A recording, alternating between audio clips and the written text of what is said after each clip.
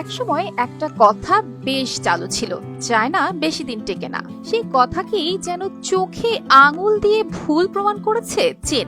আর সেটা তারা করেছে এমন কিছু করে যা অ্যাপল 10 বছরেও পারেনি। এই যে সামনে যে গাড়িটা দেখছেন, বাইরে থেকে দেখলে মনে হবে একদমই সাধারণ, কোনো লোগো না দেখলে হয়তো কেউ ফিরেও তাকাবে না। কিন্তু চমকটা এখানেই, এই সাদামাটা গাড়িটাই চ্যালেঞ্জ ছুড়ে দিয়েছে অ্যাপলের মতো টেক জায়ান্টকে।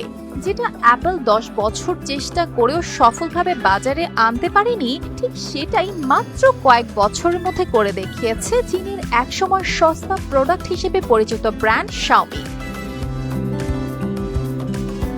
একসময় শাওমি নামটা শুনলেই অনেকে নাক সিটকাতো, ওইটা না চায়নার সস্তা ফোন কোম্পানি?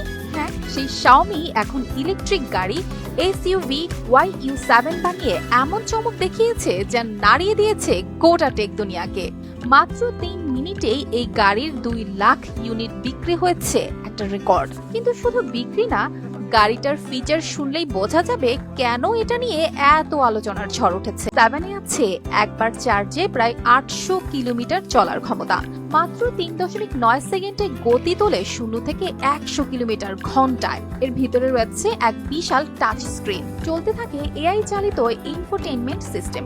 এমনকি স্ন্যাপড্রাগন চিপসেট যুক্ত এই গাড়ি অনেকটা স্মার্টফোনের মতোই চালানো যায়। আরও আছে আধা স্বয়ংক্রিয় ড্রাইভিং, অটো পার্কিং। এর দাম মাত্র $30,000 মধ্যে। প্রতিষ্ঠাতা লেই জুনের হাত ধরে 2010 সালে যাত্রা শুরু করে শাওমি। শুরুতে তারা চমকে দিয়েছিলেন গিনেস রেকর্ড করে 24 ঘন্টায় 21 লাখ স্মার্টফোন বিক্রি করে।